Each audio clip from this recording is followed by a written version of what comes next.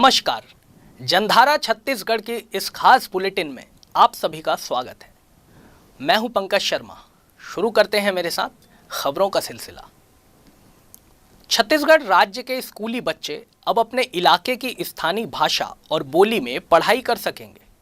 गौरतलब है कि प्राथमिक शालाओं में अध्ययन अध्यापन रुचिकर, सरल और सहज बनाने के उद्देश्य से मुख्यमंत्री भूपेश बघेल ने स्कूल शिक्षा विभाग को स्थानीय बोलियों में पाठ्य पुस्तकें न सिर्फ तैयार करने को कहा था, बल्कि उन्होंने इसकी विधिवत घोषणा भी 26 जनवरी 2020 को गणतंत्र दिवस समारोह जगदलपुर में की थी।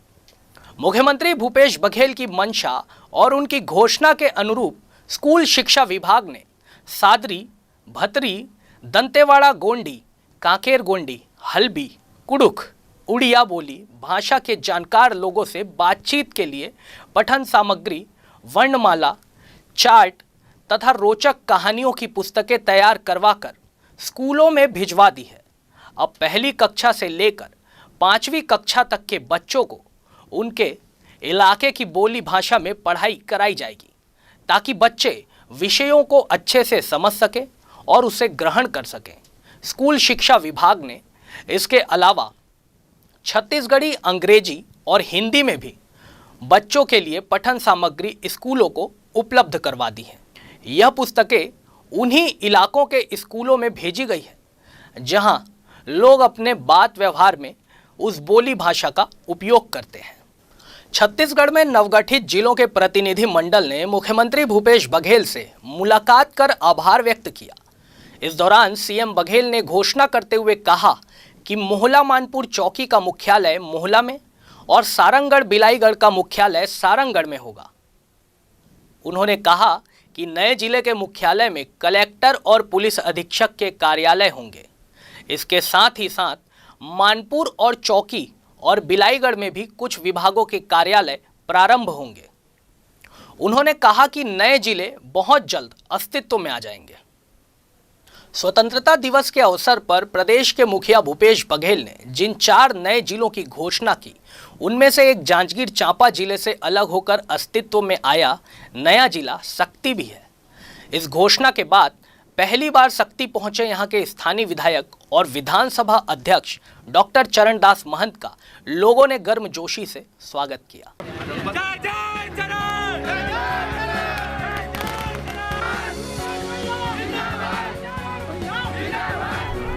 जांजगीर चांपा जिले के सक्ती को राज्य सरकार ने नया जिला घोषित कर दिया है। इस सौगात से सक्ती क्षेत्र के वासियों में भारी उत्साह देखा गया और अपने विधायक और विधानसभा अध्यक्ष चरणदास महंत को क्षेत्र की जनता ने धन्यवाद दिया है।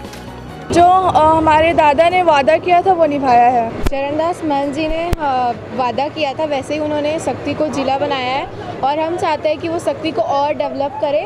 उन्होंने सक्ती को जिला बनाया है और हम चाहते हैं कि वो और यहाँ डेवलपमेंट करे, गर्ल्स को प्रमोट करे, गर्ल्स के एजुकेशन के लिए वो बहुत सारे स्टेप्स ले। सबको बहुत खुशी हो रही है, यहाँ को जिला बना दिया गया है इसलिए, और मैं वही चाहूँगी कि यहाँ अच्छा डेवलपमेंट हो, विकास हो। जिला बनाने का श्रेय सिर्फ जो है डॉक्टर चरणदास महंत को ही दिया जाता है और जिला बनने के बाद जो है शहर में जो है काफ़ी खुशी का माहौल है। चरणदास महंत जी के आने से ही सक्ती जिला बन पाया है और हम लोग बहुत गौरवान्वित महसूस कर रहे हैं। जो हमारे वर्षों पुराना मांग था, जो हमारे सक्ती जिला बनाने के लिए जिन्होंने हमारे डॉक्टर महंत जी ने आज पूरा किया है। उन्होंने वादा किया कि कांग्रेस को आप लोगों ने यहाँ सत्ता दिया, छत्तीसगढ़ में निश्चित ही सक्ती को जिला बनाने का प्रयास किया जाएगा। हमारे मुख्यमंत्री महोदय श्री भूपेश बघेल जी का एवं हमारे विधानसभा अध्यक्ष महोदय चरणदास जी को आभार व्यक्त करते हैं और उनको बहुत बहुत धन्यवाद ज्ञापित करते हैं। लेकिन हमको उम्मीद नहीं थी कि इतनी जल्दी हमको इतनी बड़ी सौगात दे देंगे। धीरे धीरे रे मना धीरे सब कुछ होए, माली सींचे 100 घड़ा ऋतु आए फल होए। सक्ती पहुंचे विधानसभा अध्यक्ष चरणदास महंत और सांसद ज्योत्सना महंत का भव्य स्वागत वहां की जनता ने किया। उनके स्वागत के लिए फूल मालाओं से बने स्वागत द्वार बनाए गए थे। डॉक्टर महंत ने खुली जीप में सवार होकर नगर भ्रमण किया और लोगों का अभिवादन भी स्वीकार किया। वहां पहुंचकर लोगों को उन्होंने बधाई दी सक्ती के जिला बनने पर। उन्होंने यह भी कहा कि इस क्षेत्र का सबसे बड़ा जो मुद्दा है वो पलायन कर रहा है कि लोग यहाँ से पलायन कर जाते हैं। तो अब सबसे बड़ी जिम्मेदारी ये रहेगी कि पलायन इस क्षेत्र के लोगों का रोका जाए और यहीं उन्हें रोजगार मुहैया कराई जाए। क्षेत्र के लोगों को जो आर्थिक विकास के अवसर मिलेंगे, यहाँ के बच्चों को जो एक जिला में रहने जीने का जो गौरव प्राप्त होगा वो तो एक अलग बात है। मगर मैंने कहा कि ये जिला पलायन करने वाले लोगों का जिला रहा है। हम लोग यदि उनका पलायन रोक पाएंगे तो ये बहुत बड़ा कदम होगा छत्तीसगढ़ के लिए।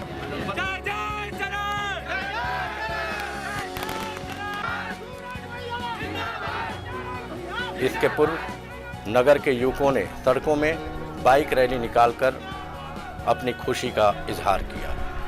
Amit Singh Gehlot, VIP news, Janjgir. पूर्व प्रधानमंत्री राजीव गांधी की जयंती के अवसर पर राजधानी रायपुर स्थित नवनिर्मित बस टर्मिनल की सौगात शहर वासियों को मिलने जा रही है। इसका शुभारंभ खुद मुख्यमंत्री भूपेश बघेल करेंगे। नए बस टर्मिनल के शुरू होने से 8 राज्यों के 1100 से अधिक बस संचालित की जाएगी। वर्षों से लोगों की मांग थी कि बस स्टैंड को इस जगह से कहीं बड़े जगह पर शिफ्ट किया जाए। वही मांग लोगों की अब पूरी होने जा रही है, जो कि पंडरी बस स्टैंड से रावण भाटा स्थित बस स्टैंड का शुभारंभ होने जा रहा है, जिसे मुख्यमंत्री उद्घाटन करने वाले हैं। लाभ इतना ही रहेगा कि जो ट्रैफिक वगैरह वो कम रहेगा। जब सिटी में ट्रैफिक ज़्यादा होता है तो कम होगा। मतलब बदलाव तो होना चाहिए, लेकिन ट्रैफिक का तो वहाँ तक ठीक है। सरकार ने जो काम किए हैं पर उसकी अच्छी बात है। लोगों के मन में नए बस स्टैंड को लेकर खुशी का माहौल भी देखा जा रहा है। लोग कह रहे हैं कि आने जाने में पहले लोगों को काफी दिक्कतों का सामना करना पड़ता था, लेकिन अब भाटा गाँव में खुलने से उनकी तकलीफ दूर हो जाएगी। अब ये बस स्टैंड खुला था, नया बस स्टैंड, तो वहाँ यहाँ का आदमी होती ड्राइवर लगत से, तो वहाँ ड्राइवर नहीं लगे। आ जाके सुविधा यहीं हो गए, नजदीक में बढ़िया हो गए। बस टर्मिनल के शुभारंभ को लेकर सारी तैयारियां लगभग पूरी हो चुकी है। अब लोगों को बस 20 अगस्त का इंतजार है। सरकार की पहल से रावण भाटा स्थित नया बस स्टैंड अब शुभारंभ के लिए तैयार है। 20 अगस्त को CM भूपेश बघेल अपने हाथों से इनका शुभारंभ करेंगे। इससे कहीं न कहीं लोगों को ट्रैफिक से निजात मिलेगा, साथ ही आने जाने की सुविधाएं भी बढ़ेंगी। कैमरा पर्सन होरीलाल साहू के साथ मैं खोमन साहू, VIP न्यूज, रायपुर। बीते दिनों संसद में हुए दुर्व्यवहार को लेकर कांग्रेस की महिला सांसदों ने रायपुर के राजीव भवन में प्रेस वार्ता कर इस घटना की कड़ी निंदा की और केंद्र सरकार को महिला विरोधी सरकार बताया। इस दौरान घटना के बारे में जानकारी देते हुए दोनों महिला सांसदों फूलो देवी नेताम और छाया वर्मा की आंखें भी नम हो गई। प्रेस वार्ता के दौरान प्रदेश कांग्रेस अध्यक्ष मोहन मरकाम, संचार विभाग के प्रमुख शैलेश नितिन त्रिवेदी और पार्टी के अन्य नेता भी मौजूद रहे। प्रेस वार्ता के दौरान पत्रकारों से बातचीत करते हुए PCC चीफ मोहन मरकाम ने इस घटना की कड़ी निंदा की और कहा कि जिस देश में नारी की पूजा होती है, उस देश में नारियों का अपमान कैसे किया जाता है, इसका उदाहरण नरेंद्र मोदी की सरकार में देखने को मिला।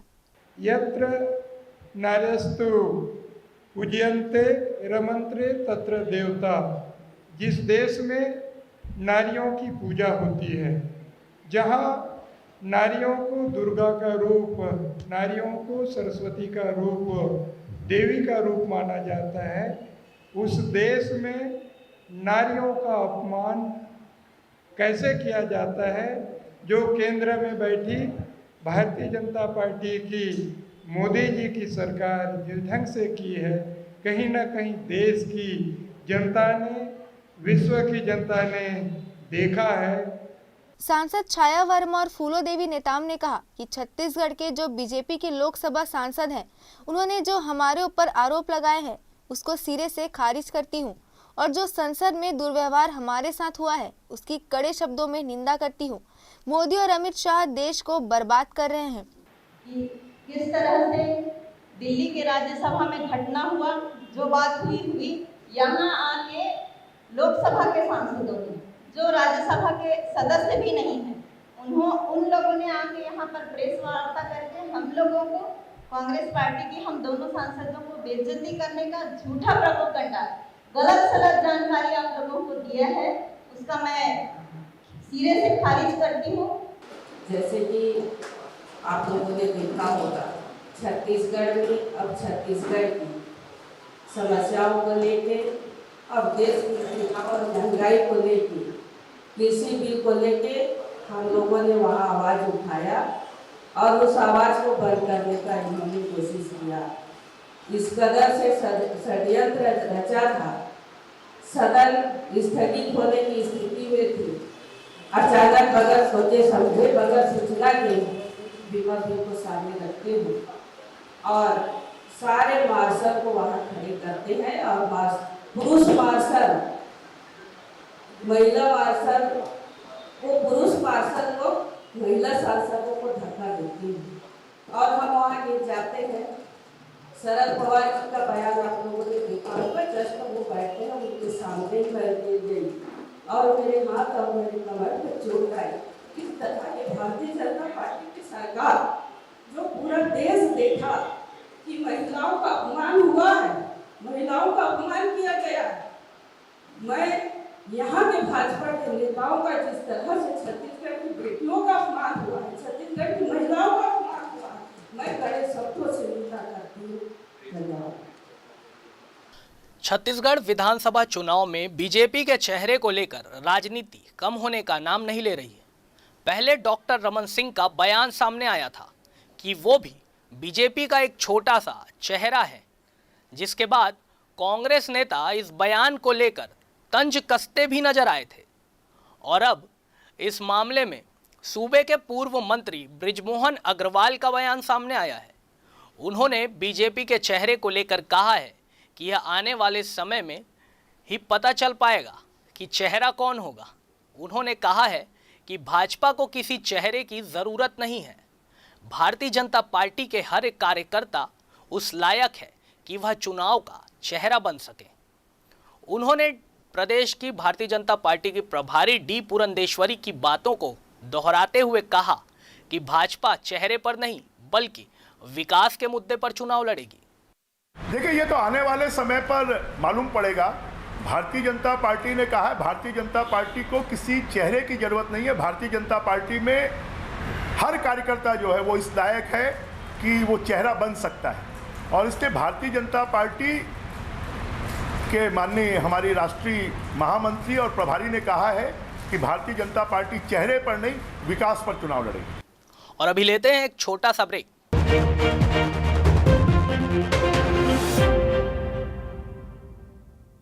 वीआईपी न्यूज़ नया चैनल शुरुआत आज हो रहा है। मैं अपनी ओर से ढेर सारी शुभकामनाएं कि छत्तीसगढ़ की आवाज़ बने। वीआईपी न्यूज़ जो चैनल अभी लॉन्च किए हैं, मैं उन सभी उनके संचालक गण और जितने भी उनके स्टाफ है सबको मैं बहुत बहुत शुभकामनाएं और बधाई देना चाहती हूं कि वो देश विदेश, अपने प्रदेश, गांव, घर सभी के समस्याओं को पूरे प्रदेश में रखें और उनकी समाधान हो और इनका चैनल बहुत बढ़िया आगे बढ़े। इन्हीं शुभकामना मैं देती हूँ। वीआईपी न्यूज़ को मेरी तरफ से बहुत बहुत शुभकामनाएं। आप तेज़ी से काम करें और मैं आपके आगे बढ़ने के लिए, पॉपुलर होने के लिए अपनी तरफ से शुभकामनाएं देती हूँ। वीआईपी न्यूज़ चैनल छत्तीसगढ़ में नया लॉन्च हुआ है और हमारी बहुत बहुत शुभकामनाएं इस चैनल को है। और ये इनसे उम्मीद है, विश्वास है कि छत्तीसगढ़ के गिरे कुचले दबके और ज़रूरतमंद लोगों की समस्याओं को ये उठाएंगे, समाज और सरकार को अवगत कराएंगे और उसका समाधान का भी निष्पक्ष प्रयास करेंगे। वीआईपी न्यूज़ एक नया चैनल लॉन्च हो रहा है, उसके लिए उनको बहुत बहुत बधाई पूरे प्रदेश की ओर से। आपको बहुत बहुत शुभकामनाएं कि एक नया खबर नया उसमें आ रहा है और नए ढंग से एक वीआईपी न्यूज़ शुरू हो रहा है और उसमें अच्छी खबरें आएंगी, ऐसा उम्मीद है। अपनी तरफ से बहुत बहुत बधाई और शुभकामनाएं।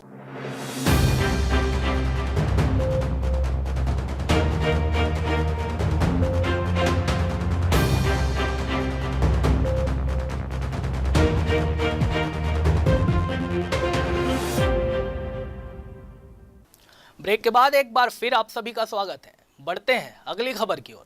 स्वतंत्रता दिवस के अवसर पर मुख्यमंत्री भूपेश बघेल ने 4 नए जिलों की घोषणा की। इसके बाद से ही लगातार इन क्षेत्रों से लोग मुख्यमंत्री का आभार प्रकट करने रायपुर स्थित सीएम हाउस पहुंच रहे हैं।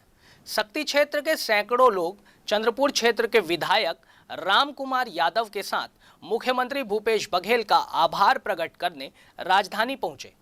इस दौरान चंद्रपुर विधायक राम कुमार यादव से खास बातचीत की हमारे संवाददाता ने। नए जिला बनाए जाने के बाद से ही लगातार आभार प्रकट करने का कार्यक्रम यहाँ पर चल रहा है। आज भी जो शक्ति जिला के लोग हैं वो यहाँ पर आभार प्रकट करने मुख्यमंत्री के निवास में आए हुए हैं। आप देख सकते हैं किस तरह से यहाँ पर भीड़ देखी जा सकती है। जो लोग हैं वो मुख्यमंत्री को आभार प्रकट करने पहुँचे हैं। नए जिला बनाए जाने को लेकर चारों जिलों से लगातार जो लोग हैं वो यहाँ पर मुख्यमंत्री को आभार प्रकट करने पहुँच रहे हैं। और हमारे साथ जो है क्षेत्र के विधायक भी हैं, चंद्रपुर के विधायक राम कुमार यादव जी हैं। आप यहाँ पर पहुँचे हैं, क्या कहना चाहेंगे मुख्यमंत्री? मुख्यमंत्री जिला पूरा जो है बधाई दे बर आए हैं कि ऐसे मुख्यमंत्री जिन हर क्षेत्र के भावना ला जानते। आज जांजगीर जिला 6 विधानसभा के रही से आज और जांजगीर जिला ला प्रशासनिक व्यवस्था ला बढ़िया से ताकि आम आदमी ला आए जाए पर सुविधा मिले, जो है अधिकारी कर्मचारी में नजदीक में मिला। एक खातिर आज जो है शक्ति ला नया जिला बना है। एक हमन जो है माननीय मुख्यमंत्री जिला भूपेश बघेल जिला और चरणदास महंत जिला मोहन मरकाम जिला आज हमन बधाई देवर पूरा क्षेत्र का आदमी अपन मर्जी से उमड़ करके आज पूरा जो है रायपुर आए। क्षेत्रों से असंतोष भी जाहिर किए जा रहे हैं जहां जिले नहीं बनाए गए, तहसील नहीं बनाए गए, उसको लेकर क्या कहना? देखो 15 साल से ये मन कहीं पर कोई जिला नहीं बने और आज ये मन एजेंट लगा करके बात लग उठाए जाते। आज पूरा छत्तीसगढ़ के जनता पूरा संतुष्ट है और जहां जिला बनना चाहिए ये सब ला जानते हैं। और मुख्यमंत्री जी हर हमारे प्रदेश के मुखिया हर और एक अनुरूप हर जगह देख करके बनाए जाते। और जो असंतुष्ट है ये मन कोई आम आदमी न है, ये मन भारतीय जनता पार्टी के एजेंट है। ये थे हमारे साथ चंद्रपुर के विधायक राम कुमार यादव जी, जिन्होंने तमाम बातें कही है नए जिले बनाए जाने को लेकर। जो सौगात मुख्यमंत्री भूपेश बघेल ने दिया उनको आभार भी प्रकट किया है। अब देखने वाली बात है कि आगे छत्तीसगढ़ के विकास को लेकर कांग्रेस सरकार और क्या कुछ पैतरा अपनाती है। वीआईपी न्यूज़ के लिए अमीन कुरैशी के साथ अंकित मिश्रा की रिपोर्ट। इधर खाद्य एवं संस्कृति मंत्री अमरजीत भगत बरसते पानी में पगडंडियों पर चलते हुए मैनपाट विकासखंड के हाथियों के आतंक से प्रभावित परिवार के बीच पहुंचे। उन्होंने ग्राम परपटिया, डांडकेसरा, कंडराजा एवं परतापारा पहुंचकर हाथियों द्वारा क्षतिग्रस्त किए गए मकानों एवं फसलों का जायजा भी लिया। मंत्री भगत ने परपटिया एवं दाड़केसरा में हाथी के हमले से जान गंवाने वाले मृतकों के घर पहुंचकर परिजनों से मिलकर सांत्वना दी और राज्य सरकार की ओर से हर संभव मदद का भरोसा दिलाया। भगत हाथी प्रभावित अन्य परिवार के लोगों से मिलकर उनकी समस्याएं सुनी और शीघ्र निराकरण हेतु अधिकारियों को निर्देश दिए। उन्होंने हाथी के हमले से हुए क्षति का आंकलन करते हुए मुआवजा राशि हेतु तत्काल प्रकरण तैयार करने के निर्देश वन विभाग के अधिकारियों को दिए। अगली खबर सूरजपुर जिले से है, जहां पुलिस ने एटीएम टेम्परिंग कर बैंकों को लाखों रुपए का चूना लगाने वाले गिरोह का भांडाफोड़ करते हुए 2 आरोपियों को गिरफ्तार किया है, जबकि अभी भी 2 आरोपी फरार बताए जा रहे हैं। आरोपियों के पास से 9,000 रुपए नगद, घटना में उपयोग किए गए हथियार और एक स्विफ्ट कार भी बरामद की गई है। इन आरोपियों ने अभी तक पूरे प्रदेश में 17 एटीएम टेम्परिंग कर लगभग 3,84,000 रुपए निकाले हैं। गिरफ्तार आरोपियों में एक आरोपी छत्तीसगढ़ के गौरेला पेंड्रा जिले का है, तो वहीं दूसरा आरोपी प्रयागराज उत्तर प्रदेश का रहने वाला है। इनके नाम मोहम्मद रशीद अली और मोहम्मद अतीक है। हमें 12 तारीख को एक खबर प्राप्त हुई थी कि सिलफिली में स्थित एक एटीएम से 40,000 रुपये टैम्परिंग से निकाले गए हैं। उसके बाद फर्दर तफ्तीश में मालूम हुआ कि सूरजपुर और जयनगर से भी ऐसा प्रयास किया गया था। इसको देखते हुए एक स्पेशल विशेष टीम का गठन किया गया था, जिसमें प्रभारी जयनगर और प्रभारी विश्रामपुर के नेतृत्व में एक स्पेशल टीम बनाई गई और इस केस की पतासाजी और technical evidence plus CCTV footage के एनालिसिस से फाइनली 2 लोगों को अरेस्ट किया गया है, जिसमें मोहम्मद रशीद अली जो इलाहाबाद यूपी के रहने वाले और एक मोहम्मद अतीक जो गोरिल्ला पेंड्रा के रहने वाले, इन दोनों की गिरफ्तारी की गई है। इनके कब्जे से जो उपकरण टैंपरिंग के लिए यूज़ किए गए थे वो बरामद किए गए हैं और जो एक गाड़ी ये यूज़ कर रहे थे वो भी बरामद की गई है। विवेचना में मालूम चला है कि लगभग हमारे प्रदेश में 17 ATM जो विभिन्न जगहों पे स्थित हैं, जैसे रायपुर, बिलासपुर, महेंद्रगढ़, कोरिया, पेंड्रा में ये घटना को अंजाम दिया गया है। इधर गरियाबंद जिले की पुलिस अधीक्षक पारुल माथुर ने गरियाबंद जिले के विभिन्न थानों में पदस्थ 7 निरीक्षक व 3 उप निरीक्षकों का फेरबदल करते हुए आगामी आदेश तक जिलों के विभिन्न थानों के प्रभारियों में फेरबदल किया है, जिसमें महत्वपूर्ण रूप से सत्येंद्र सिंह श्याम को गरियाबंद सिटी कोतवाली का थाना प्रभारी पदस्थ किया गया है। तो वहीं जिले के अंतिम थाना देवभोग में विकास कुमार बघेल को पदस्थ किया गया है और राजधानी रायपुर में डॉक्टर ऑन स्ट्रीट की 52 डॉक्टरों की टीम एक ही जगह में तैनात होकर लोगों का निःशुल्क इलाज कर रही है। यदि आपके घर कोई बीमार है तो आप डॉक्टर ऑन स्ट्रीट से संपर्क कर उन्हें अपने घर बुलाकर उनकी निःशुल्क सेवाएं ले सकते हैं। आपके एक कॉल पर ये डॉक्टर आपके घर में होंगे। डॉक्टरों की इस टीम के नेक कार्य को अच्छा प्रतिसाद मिल रहा है। एक तरफ देश और दुनिया कोरोना महामारी का दंश झेल रहा है, ऐसे में अगर कोई किसी सामान्य बीमारी को लेकर भी डॉक्टर के पास जाना नहीं चाहता, वजह डर। लेकिन आप देख सकते हैं जो ये दोस्त है डॉक्टर्स ऑन स्ट्रीट, डॉक्टर तो हर द्वार, आपको कहीं जाना नहीं पड़ेगा, डॉक्टर खुद आपके द्वार आएंगे।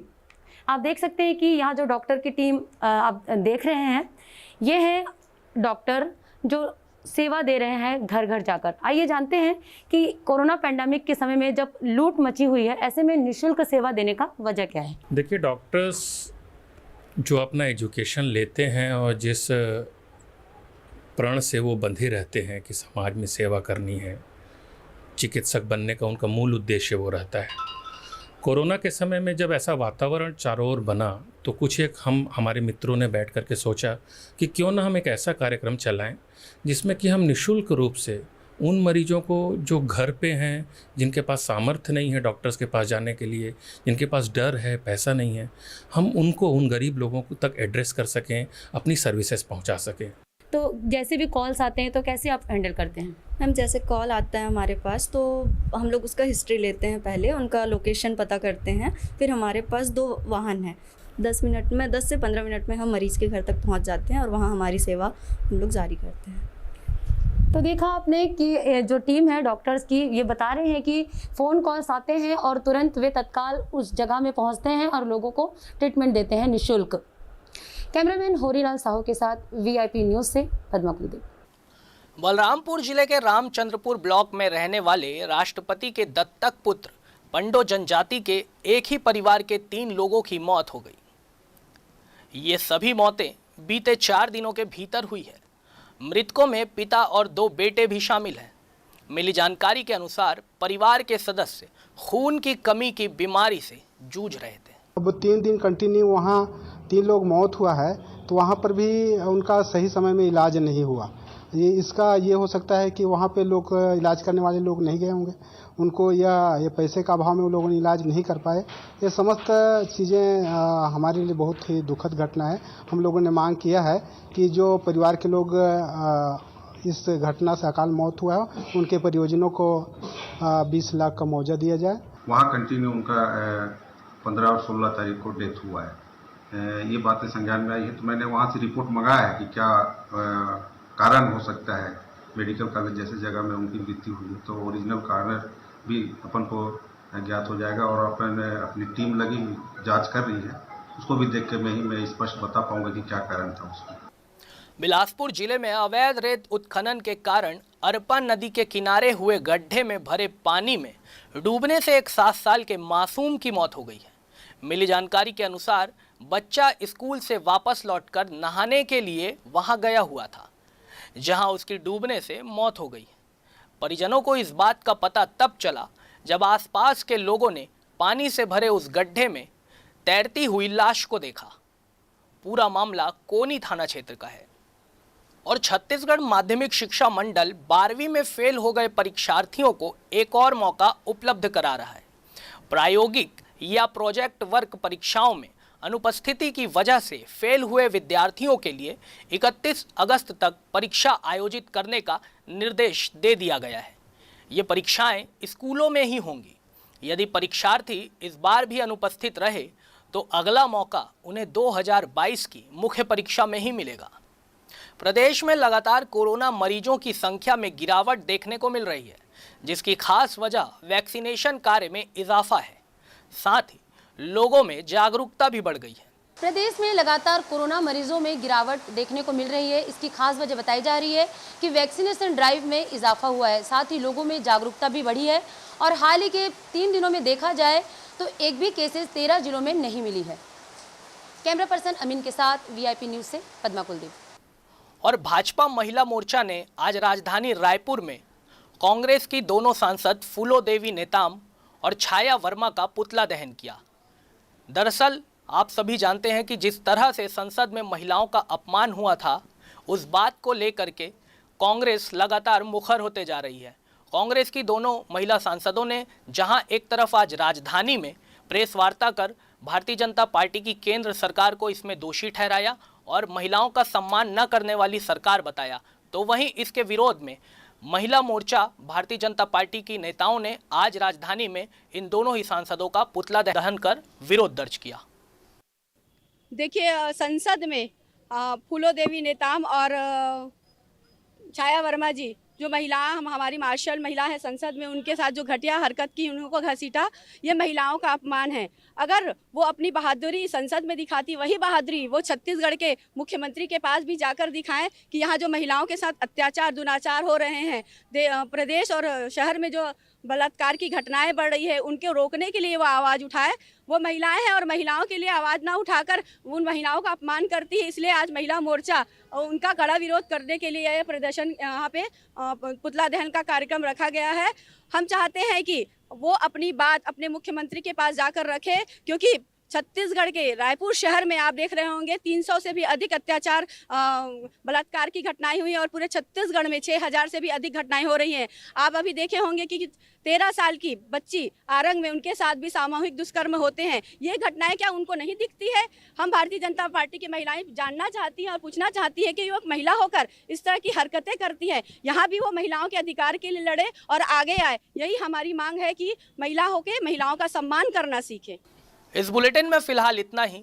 मुझे दीजिए इजाजत। देश दुनिया की बाकी खबरों के लिए आप देखते रहिए वीआईपी न्यूज़।